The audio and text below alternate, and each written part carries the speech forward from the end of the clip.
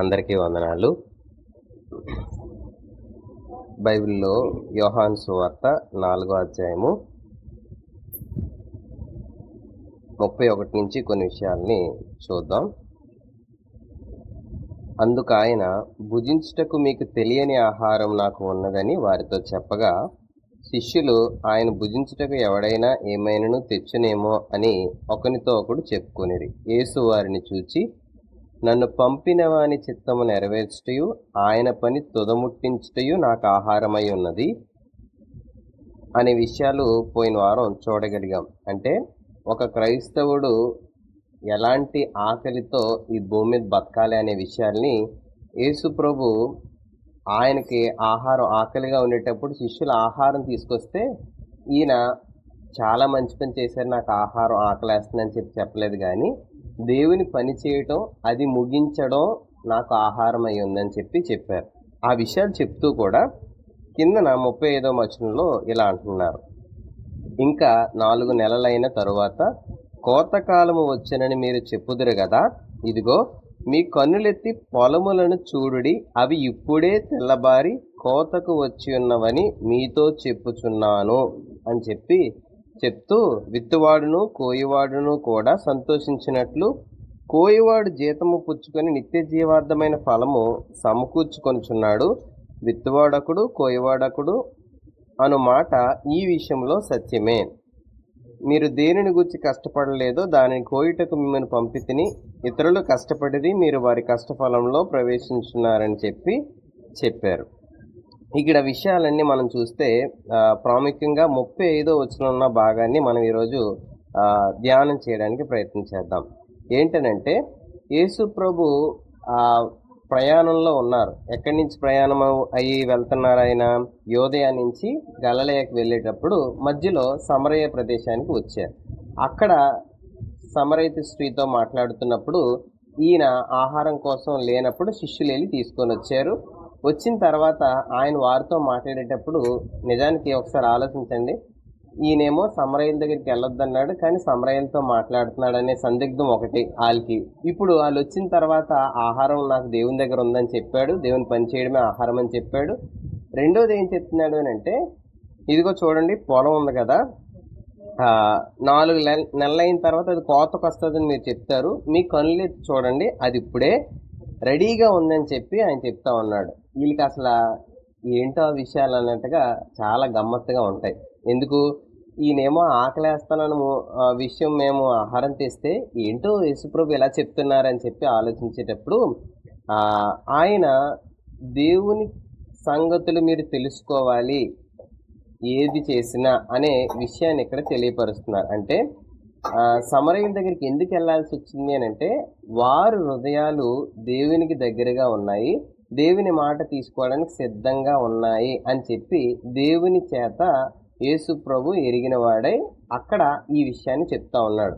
జనరల్గా పొలం ఏదైనా విత్తనం వేస్తే 4 నెలల్లో వస్తుంది కోతకి సమయానికి అని సిద్ధపాటు సమయం అనేది ఒక పరిస్థితి ఉండేటప్పుడు, యేసు ప్రభు చూడండి ఇప్పుడు రెడీగా ఉందని చెప్తున్న విషయానికి అసలు ఏంటి అర్థం అని అంటే, ఆయన పదం అన్నారు అక్కడ 35వ వచనంలో, మీ కన్నులెత్తి పొలములను చూడుడి, అవి ఇప్పుడే తెల్లబారి కోతకు వచ్చి ఉన్నవని ఆయన చెప్తా ఉన్నాడు.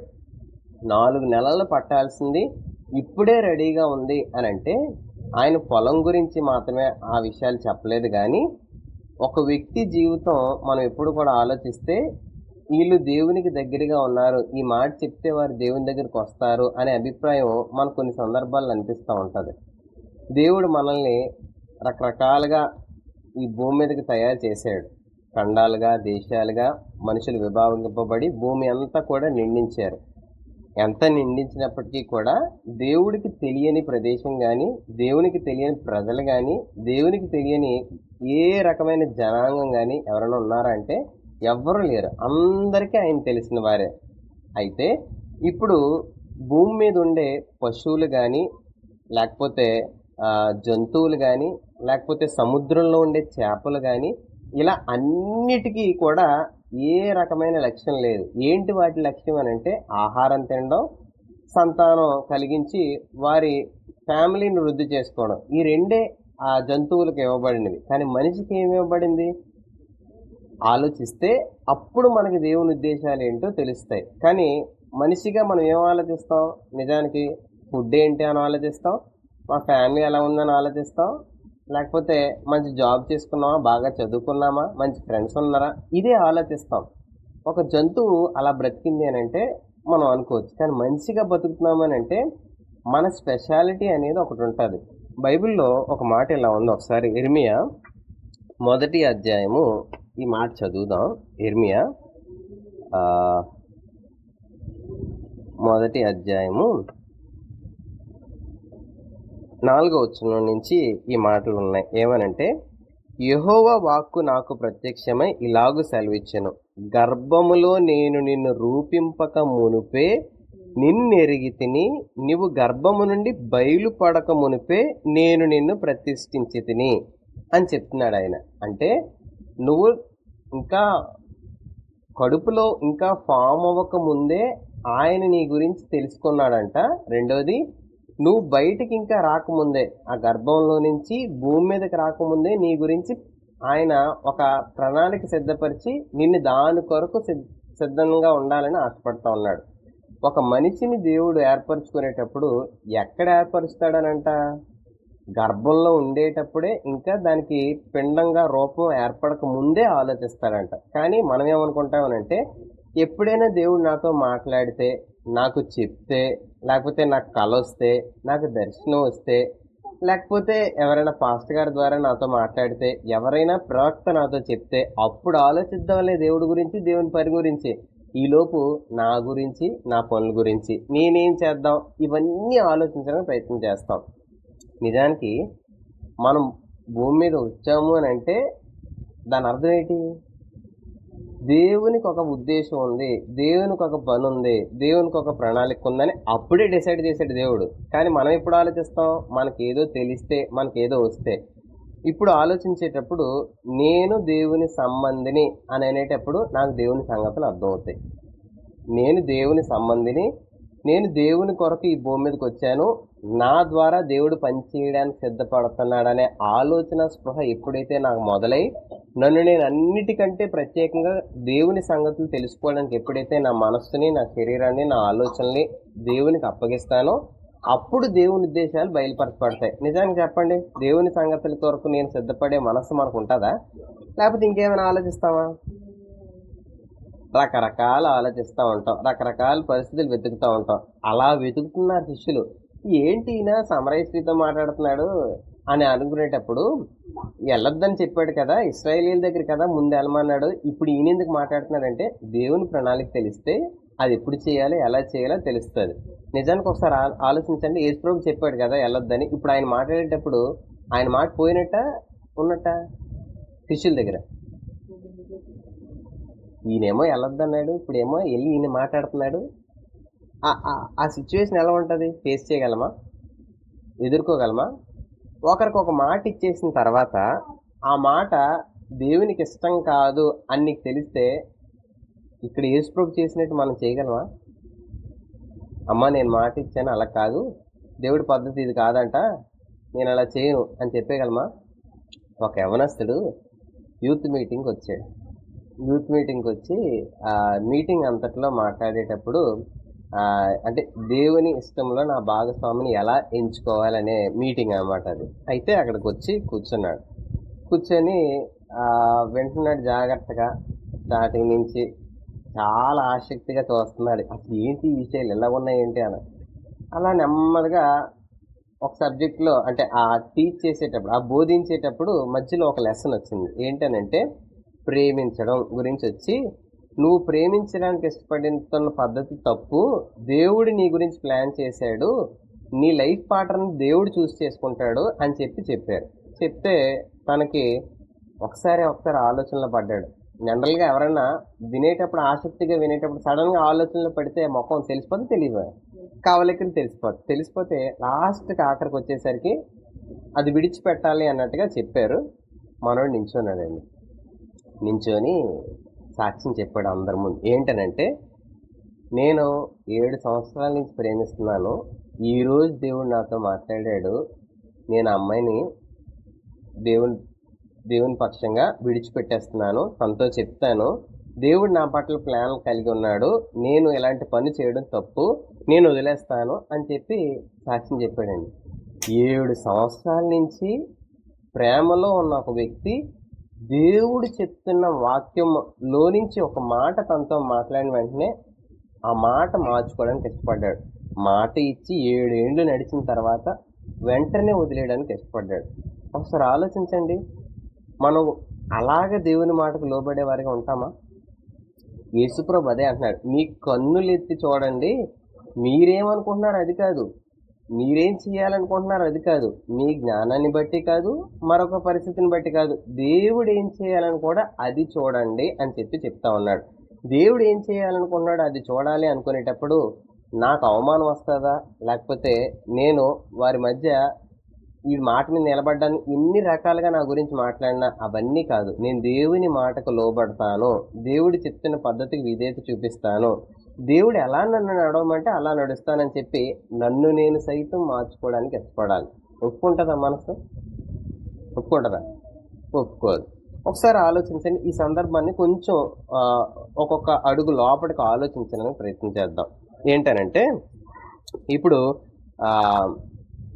మనకి చాలా ఇష్టం లేని ఒక సంబంధం, అంటే రిలేషన్, మనకి బంధువులు అవుతారు అనుకుందాం.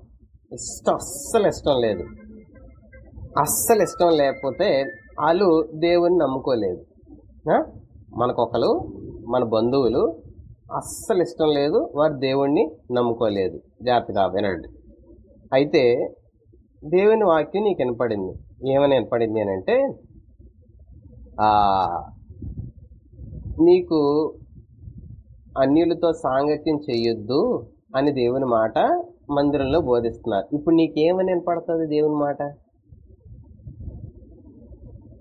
నీకేమో నీ బంధువుడు అన్యుడు, దేవుడికి తెలియదు వాళ్ళకి, అంటే నీ ఫ్రెండో నీ బంధువో నీ రిలేషనో, నీకు ఆయనకి దేవుడు తెలీదు, నీకు అస్సలు అలాంటి ఇష్టం లేదు. నీ ఫ్రెండ్ అవ్వచ్చు, లేకపోతే నీ రిలేషన్ అవ్వచ్చు, మన బంధువు కావచ్చు, మన రిలేషన్ కావచ్చు, అస్సలు నీకు ఇష్టం లేదు. ఇప్పుడు దేవుని మాట నీకు వినపడింది. ఏమనంటే, నీకు అన్యులతో సంబంధం లేదు, వాళ్ళతో నువ్వు రిలేషన్ చేయకూడదని దేవుని మాట చెప్పింది. వెంటనే నువ్వు వాళ్ళని వదిలేస్తావా, పట్టుకొని ఉండడానికి ఇష్టపడతావా? వాళ్ళతో రిలేషన్ మెయింటైన్ చేస్తావా, వదిలేయడానికి ఇష్టపడతావా?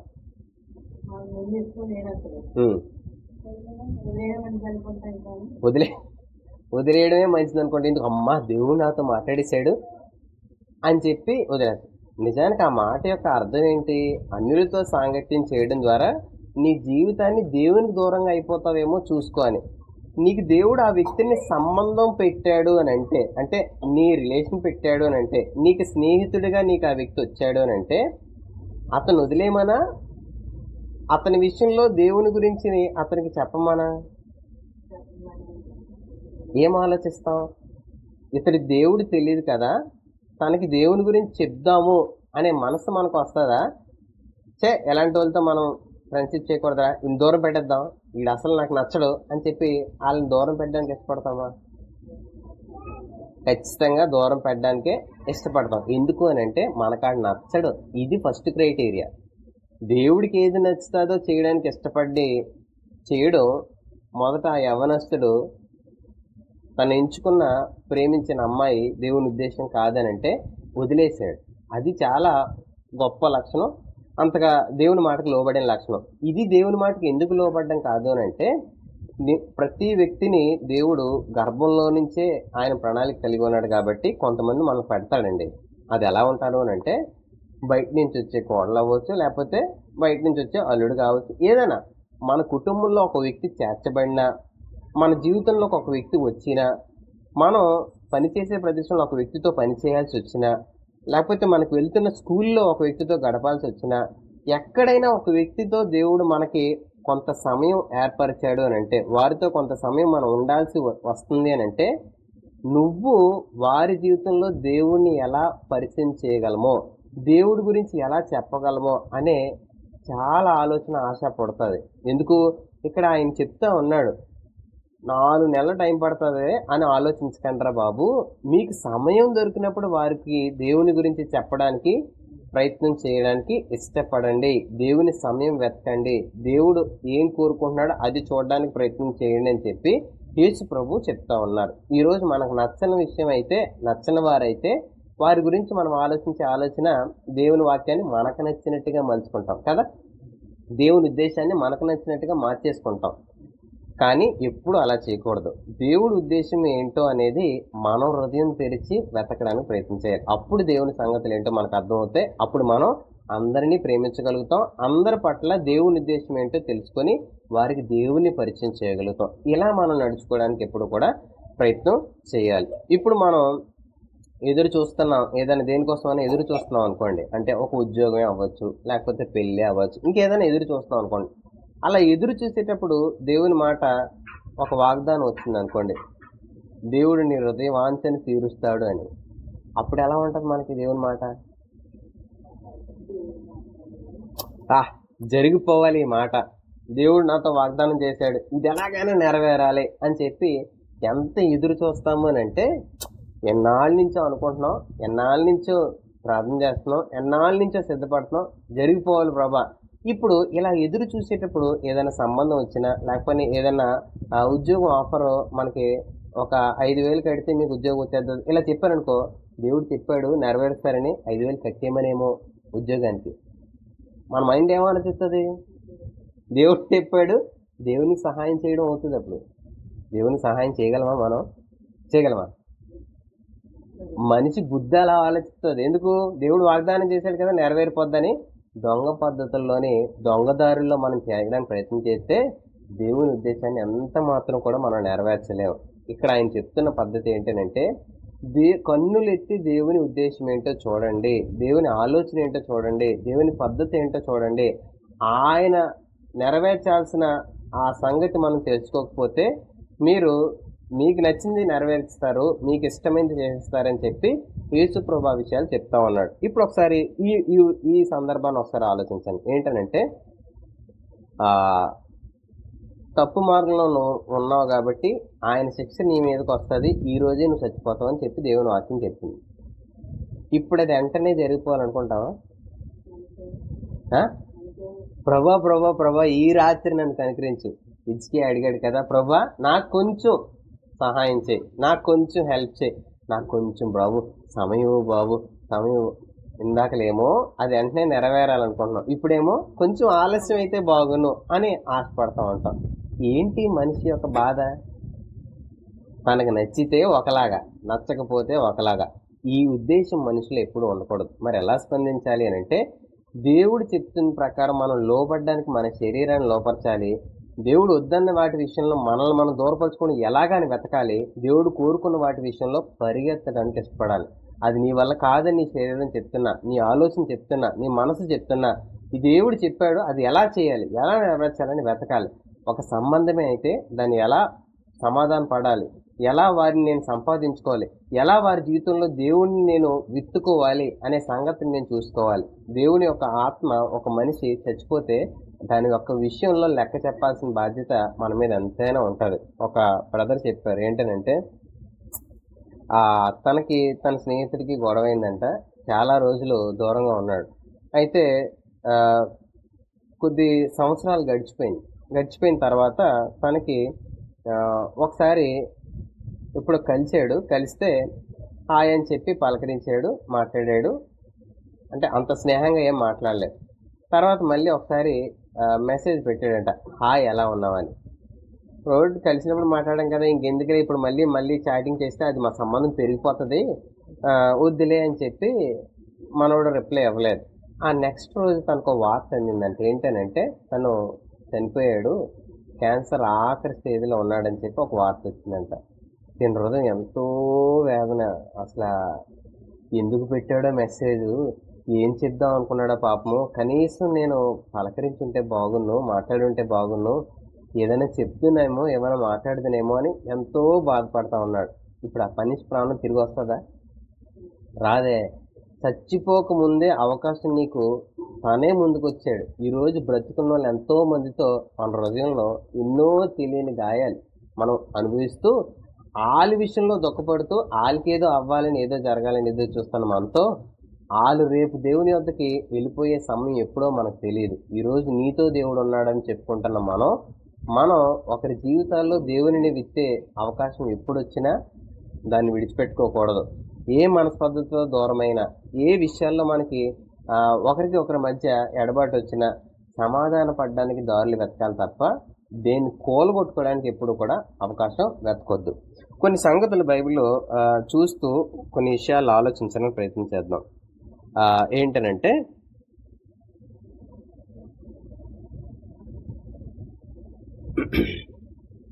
మత్తయి సువార్త 11వ అధ్యాయము 17వ మాట ఒకసారి నేరుగా చదివేద్దాం. 16 నుంచి 19 వరకు మీరు తర్వాత చదువుదండి. మత్తయి సువార్త 11వ అధ్యాయము 16 నుంచి 19కి మధ్య ఉన్న సంఘటనలు 17వ వచనానికి నేరుగా వచ్చేద్దాం. మత్తయి సువార్త 11వ అధ్యాయము 17వ వచనానికి దగ్గర చదివేస్తున్నాను. మీకు పిల్లన గ్రోవి ఊదితిమి గాని మీరు నాట్యమాడ రైతిరి, ప్రలాపించితిమి గాని మీరు రొమ్ము కొట్టుకొన రైతిరి అని తమ చెలికాండ్రతో చెప్పి పిలుపులాటలాడుకొని పిల్లకాయలను పోలి ఉన్నారు అని చెప్తా ఉన్నారు. ఈ మాటలు ఎవరెవరితో చెప్తున్నారు? ఎవరెవరితో చెప్తున్నారు అని అంటే యేసు ప్రభు శిష్యులతో అంటున్నాడు. ఇలాగా పరిసయ్యులు అంటున్నారు, పిల్లను గ్రోవి యోదనం అని అంటే బాగా సందడి కలిగిన ప్రదేశంలో ఆ ఫ్లూటు, ఆ వాయిద్యాలు ఇవి వాయించేవారు. అంటే ఒక పెళ్ళి అనుకుందాం. పెళ్ళికి ఎలా ఉంటుంది? మంచి హడావిడిగా, మంచి ఆహ్లాదంగా రకరకాల పరిస్థితులు ఉంటాయి. ఒక రకంగా ఈ రోజుల్లో డీజే అనమాట. ఇప్పుడు ఈ పరిస్థితులు ఎలా మాట్లాడుకుంటున్నారు అంటే డీజే పెడితే మీరు డ్యాన్స్ చేయరు అని చెప్పి అంటున్నారు. రెండోది ఏమంటున్నారు? ప్రలాపించటం కానీ అంటే ఏంటి? చావు డప్పులు. చావు వేస్తే బాణాసంచ డప్పులు, మీరు ఎలాంటివి వేస్తే డ్యాన్స్లే. దానికి వీడికి పండగైనా డాన్సే, చావైనా డాన్సే. బతుకులో బతికేటప్పుడు ఎలాగ ఎంజాయ్ చేద్దామా, ఎలాగ ఆనందిద్దామా అని ఎతికే వాళ్ళు ఉన్నారు, పరిసయ్యులు, శాస్త్రులు. యేసు ప్రభు యోహానేమో ఏమీ తినకుండా వస్తే ఆయన గురించి ఏమన్నాడు? పిచ్చోడు అన్నారు. యేసు ప్రభు ఏమో అందరితో వస్తామంటే ఈయనేమంటున్నారు? ఇంకేదో ఆలోచిస్తా ఉన్నారు. ఆలోచించండి, అక్కడ పరిసయ్యులు, శాస్త్రులు లైఫ్ని ఎలా ఎంజాయ్ చేస్తూ గడిపేద్దామా అని ఆలోచిస్తున్నారు, ఎలా సంతోషిస్తూ గడిపేద్దామా ఆలోచిస్తున్నారు. ఒకటి పెళ్ళి అంటే అక్కడ దగ్గరికి వెళ్ళి వాళ్ళకి కావాల్సినవన్నీ సమకూర్చుకొని ఏది సమర్పించాలో ఏది చేయాలో అని వాళ్ళ దగ్గర, పాపం చేసేవాడి దగ్గర ఏమో మీరు ఇది తండి అది తండి అని వాళ్ళ దగ్గర, చచ్చిపోయే దగ్గరేమో కొన్ని పద్ధతులు, ఇలా ఎవరి దగ్గర దోచుకుందామా వాళ్ళ దగ్గర దోచేసుకుందామా అనే పరిస్థితుల్లో వెతుకుతున్నారు. ఒక మంచి ప్రాణం ఎలా దేవుని సంపాదించుకోవాలి, వారి జీవితాన్ని దేవుని కొరకు ఎలా సంపాదించాలి అనే తృష్ణ ఎవరికీ లేదు. యోహాను వచ్చి బోధించడం వినట్లేదు. ఇక్కడ ఆఖరికి యేసు ప్రభు వచ్చి ఆయన అంటున్నాడు. ఎందుకు వినట్లేదు? ఆల్రెడీ వారు కొన్ని విషయాలతో ఇలా చేద్దామని నిర్ణయాలు తీసేసుకున్నారు. దేవుని వాక్యం వాళ్ళ చేతిలో ఉన్నా, దేవుని గురించిన సంగతులు వారికి తెలుపుతున్నా వాళ్ళు ఏం చేయడానికి ఇష్టపడుతున్నారు? వాళ్ళకి ఏది సంతోషం కలిగిస్తుందో అది చేయడానికి ఇష్టపడుతూ ఉన్నారు. కన్నులెత్తి చూడడం అని అంటే దేవుని మాటలు నీ చేతిలో ఉండొచ్చు, నీ హృదయంలో ఉండొచ్చు. చాలా విషయాల్లో వాక్యం ఇక్కడి నుంచి కూడా ఎత్తుకెళ్ళిపోతాడు సాతాను, హృదయంలో కూడా. కాబట్టి నీ చేతిలో ఉండొచ్చు, నీ హృదయంలో ఉండొచ్చు, నీ మైండ్లో ఉండొచ్చు. కానీ దేవుని సంగతులు చూస్తూ దాని ప్రకారం, దేవుని మాట ప్రకారం నడిచే బుద్ధి మనకు లేకపోతే దేవుని ఉద్దేశాన్ని నెరవేర్చలేము. మనం ఏం చెప్తామనంటే ఇంకా టైం ఉందిలే, పిల్లల్ని ఎవరైనా బాప్తీసం తీసుకుంటానంటే ఏమంటారు తల్లిదండ్రులు? వీడికి ఇంకా టైం రాలేదులేండి బాప్తీసం తీసుకోవడానికి. ఎప్పుడు మరి బాప్తీసం? పెళ్ళప్పుడు తీద్దాంలేండి బాప్తీసం, లేకపోతే ఇంకెప్పుడో తీద్దాంలేండి, అప్పుడే టైమే ఉంది. పోనీ దేవుని పని చేయడానికి ఎవరినైనా, మీరు దేవుని పని చేయడానికి రండి అని ఎవరినైనా పిలిచామనుకోండి, వాళ్ళు ఏం చెప్తారు? అప్పుడేనా? ఎప్పుడో రిటైర్ అయిన తర్వాత చెయ్యాలి దేవుని పని. యవ్వన కాలం కాదు దేవుని పని. ఎప్పుడు చేయాలి? రిటైర్. రక్షణకి, బాప్తిజం తీసుకోవడానికి ఆలస్యమే, దేవుని పని చేయడానికి రిటైర్ అయిన తర్వాతే. ఆలోచించండి, దేవుని సమయం ఎప్పుడు, దేవుని ఉద్దేశం ఏంటి, మన జీవితంలో దేవుడు చేయాలనుకుంటుంది ఏంటి. మనం ఎంత తొందరగా సిద్ధపడితే అంత తొందరగా దేవుడు నీ ద్వారా దేవుడు పని చేయగలడు. మరి దేవుని సమయం అనేది ఒకటి ఉంది కదా, అప్పుడు జరుగుతుంది కదా, అప్పుడు నెరవేరుతుంది కదా. బైబిల్లో ఇలా ఉందో ఒకసారి చదువుదాం. రోమీయులకు రాసిన పత్రిక 11వ అధ్యాయము 35వ వచనం, రోమీయులకు రాసిన పత్రిక 11వ అధ్యాయము 35వ మాట ఇలా అంటున్నారు. ఏంటనంటే, ముందుగా ఆయనకిచ్చి ప్రతిఫలము పొందగలవాడెవడు? ముందుగా ఆయనకిచ్చి ఏం చేయాలంట?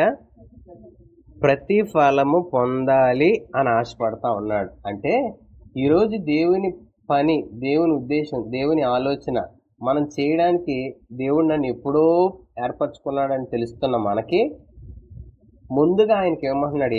ఏమేమంటున్నాడు? ఏమేమంటున్నాడంటే, నీపై ఆయనకి పూర్తి అధికారం ఇవ్వాలి. అంటే నిన్ను నువ్వు ఆయనకి సమర్పించుకునే జీవితం రావాలి. ఈరోజు మనం లోకంలోవి ఆనందించడానికి ఇష్టపడతాం, దేవుడి పని చేయడానికి కూడా ఇష్టపడతా ఉంటాం. ఈ రెండిటిలోని మనం కాలేజ్ నడుస్తూ ఉంటే మనం దేవుని పనిని మన జీవితం ద్వారా నెరవేర్చలేము. దేవుని ఉద్దేశం మన జీవితం నుంచి ఎప్పటికీ నెరవేరదు. ముందుగా ఆయనకి ఇవ్వడం అని అంటే, ప్రభా నేను అందుబాటులో ఉన్నాను, నాకు చెప్పు.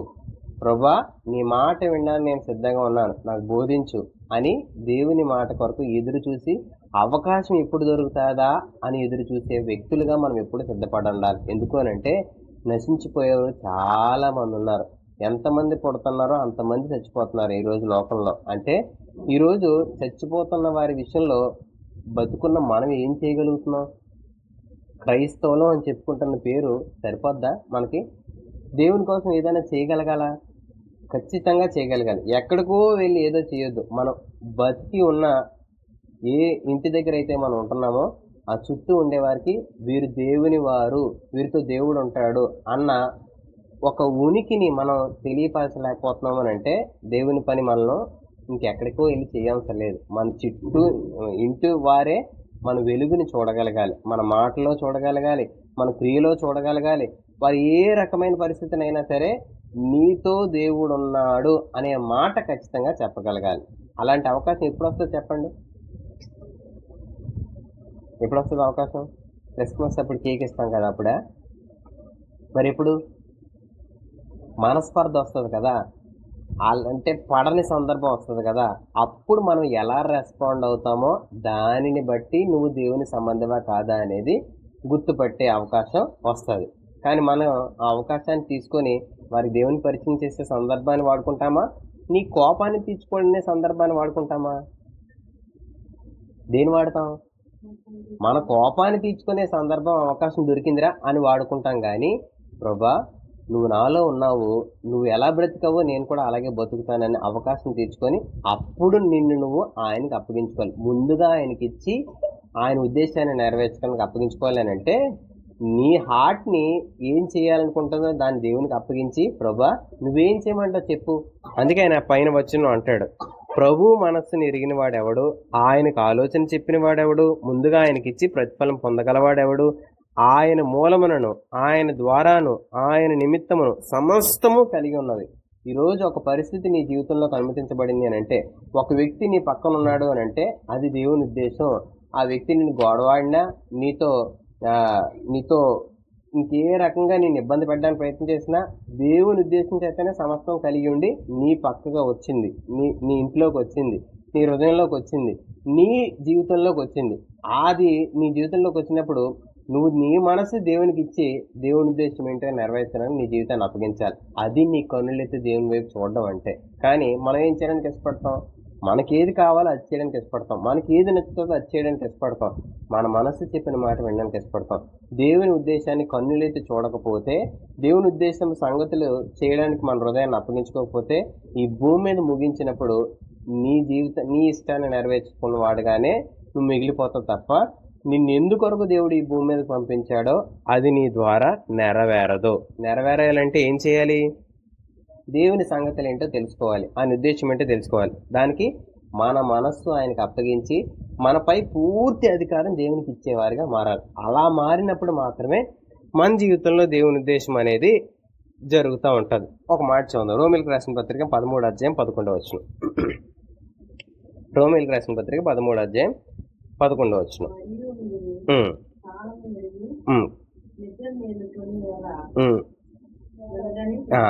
కాలము నెరిగి నిద్ర మేలుకొను వేళ అయినదని తెలుసుకొని అలాగు చేయడి అని చెప్తున్నాడు. నిద్ర మేలుకొని వేళ అయినదని తెలుసుకోండి కాలం చూసి అంటే ఏంటి అని అంటే, కాలాన్ని బట్టి కొంతమంది చెప్పేస్తారంట. ఏమని చెప్తారు కాలాన్ని బట్టి అని అంటే, వాతావరణ పరిస్థితులు చూసుకుంటూ, అరే ఇప్పుడు వర్షం వస్తుందిరా, లేకపోతే ఇప్పుడు ఇలా జరుగుతుందిరా, ఇలా అయిపోతుందిరా అని చెప్పి మనుషులందరూ కూడా చాలా చక్కగా చెప్పేస్తారంట అన్ని విషయాల్ని. కానీ దేవుని గురించిన సంగతుల విషయంలో మాత్రం, అరే దేవుడు సమీపంగా ఉన్నాడురా, యేసుప్రభు వస్తానని చెప్పాడురా, ఇప్పుడు మనం బతకాల్సిన విధానం ఏంట్రా అని వెతకకుండా నిన్ను నిద్రలో కొన్ని సంగతులు ఉంచుతాయి. ఏంటా నిద్రలో ఉంచే సంగతులు? ధనం వెనకాతల మనిషి పరిగెడితే ఆ వ్యక్తి నిద్రలో ఉంటాడు. దేవుడు చెప్పింది ఏంటో విని చేయడానికి ఇష్టపడ్డాడు. రెండోది, మనల్ని మనం సంతృప్తి పరచుకోవడానికి సుఖాల వెంట పరిగెట్టే ఆలోచన మనకుంటే, అంటే మనకి ఏది ఆనందం కలిగిస్తుందో, మనకి ఏది సంతోషం కలిగిస్తుందో, మనకి ఏది హ్యాపీ చేస్తుందో వాటి వెంట మనం పరిగెడతా ఉంటే, నాకు ఇలా చేస్తేనే ఇష్టం, నాకు ఇలా ఉంటేనే ఇష్టం, నాకు ఇలా చేయడం ఇష్టం అని మనం కొన్ని విషయాలు పట్టుపట్టి చేయడానికి ఇష్టపడతా ఉంటాం.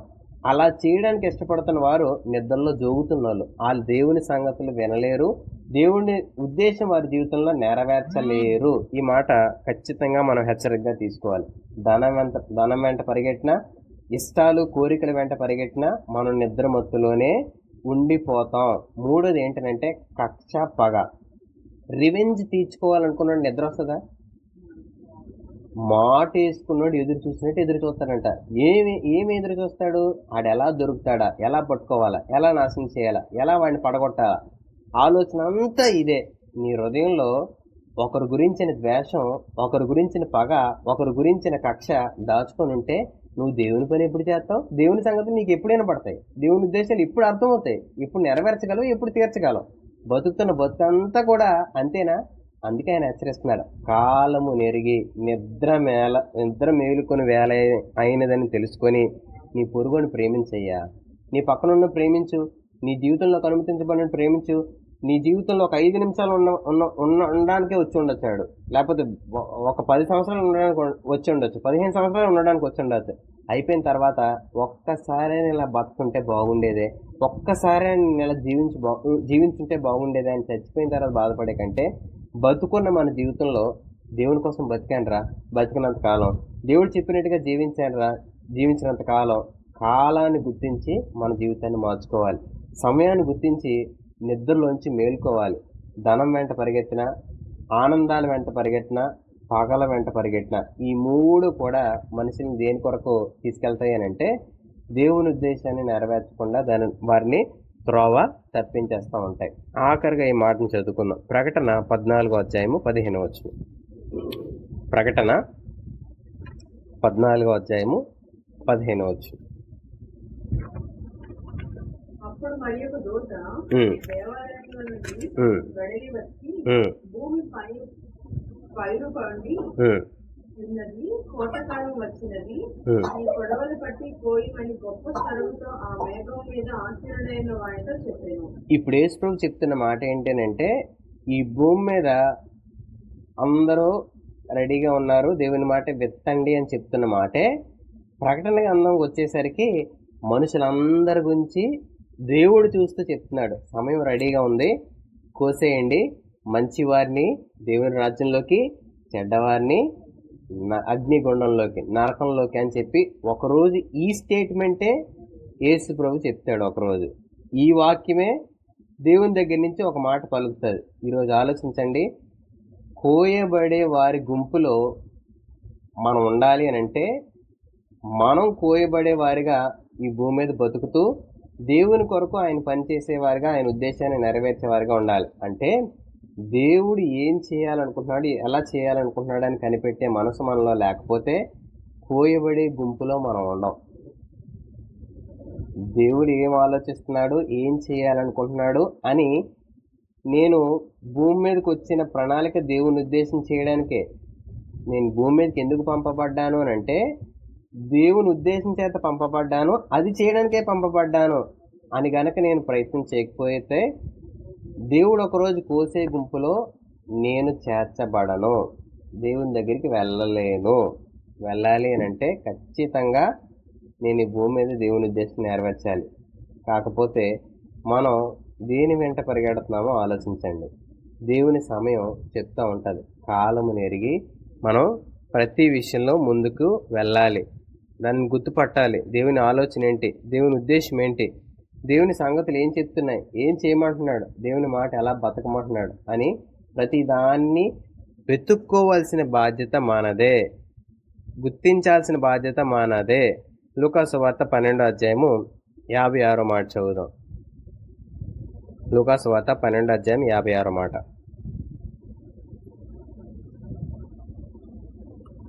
వేషధారులారా, మీరు భూమి ఆకాశముల వైఖరి గుర్తింపనెరుగుదురు. ఈ కాలమును మీరు గుర్తింపనెరుగనేనా? అంటే భూమిని చూసి ఆకాశాన్ని చూసి మీరు చెప్పేస్తున్నారు కదా చాలా సంగతులు. మరి దేవుడు ఏంటో, ఆయన ఏం కోరుకుంటాడో, దేవుడు వచ్చేటప్పుడు నువ్వు వెళ్తావో వెళ్ళవో అని పరీక్షించుకోవా? ఏ మాట వెంబడిస్తే, ఎలా బ్రతికితే దేవుని దగ్గరికి చేర్చబడతావో నీకు తెలియదా? నువ్వు పరీక్షించుకోవా? వాతావరణాన్ని ఒకరోజు నువ్వు చూసిన తర్వాత మబ్బు వస్తే వర్షం పడితే పిల్లోడు చెప్పేస్తాడు తర్వాత. ఎప్పుడైనా మబ్బు వస్తే అమ్మా వర్షం పడిపోద్దేమో అమ్మా, వాన వచ్చేద్దేమో అమ్మా, చూడు బట్టలు తీసే అని పిల్లలు చెప్తారు. ఒకసారి మబ్బుని చూస్తే మరి దేవుని మాట జరుగుతున్న కాలాన్ని బట్టి, భూమి మీద జరుగుతున్న సంగతులను బట్టి ఆయన చెప్పాడంటే ఒకరోజు వస్తాడు. నేను ఆయనతో ఉండాలి అని అంటే ఆయన చెప్పినట్టుగానే బతకాలని ఎందుకు అనిపించట్లేదు? మన వేషం కాదా? మన బ్రతుకు వేషం కాదా? మన జీవితం వేషం కాదా? ఆలోచించి ఇప్పటికైనా మనం ఆయన చెప్తున్న సంగతులు ఏంటో అర్థం చేసుకొని ప్రయత్నం చేయండి. శిష్యులకు ఆ సమయానికి అర్థం కావట్లేదని, వారు ఆ విషయాలు తెలుసుకోలేకపోతున్నారు. ఎంతో వేదంతో ఆయన ఎంతో దుఃఖపడ్డా వాళ్ళ పక్కన ఉన్నప్పటికీ కూడా. మరి దేవుని దగ్గరికి వస్తూ దేవుని మాటను చెబుతూ ధ్యానిస్తూ మన జీవితంలో కూడా దేవుని సంగతులు అర్థం చేసుకోకుండా కాలాన్ని వెలబుచ్చేస్తూ ఉంటే ఆయన ఎంత బాధపడతాడు, ఆయన ఎంత దుఃఖపడతాడు? కాలమని ఎరగండి, నిద్రలోంచి మేలుకోండి, మీరు ఏం సంగతులు వెతుకుతున్నారో ఆలోచించండి అని ఆయన ఆలోచిస్తున్నారు. ఎందుకో తెలుసా? కోత సమయం సిద్ధపడేటప్పుడు నువ్వు నేను ఆయన దగ్గరికి వెళ్ళాలని, దేవుడు కోసేటప్పుడు మన జీవితం ఆయన దగ్గరికి చేర్చబడాలని, సదాకాలం ఆయనతో ఆనందించాలని. కానీ ఈరోజు లోకంలో ఉండే సంగతులను వెతికితే దేవుని దగ్గరికి చేర్చబడడం. హెచ్చరికగా దేవుని మాటను ఆలోచించి మన ఆలోచనలు, మన ఉద్దేశాలు వేటిని ఆలోచిస్తున్నామో, దేవుని ప్లాన్ మన జీవితం పట్ల ఉంది, దానిని నెరవేర్చడానికి మనం బ్రతకాలి అనేది మనం గుర్తించి అలా జీవించడానికి దేవుని సహాయాన్ని అడుగుదాం. ప్రార్థన చేసుకుందాం.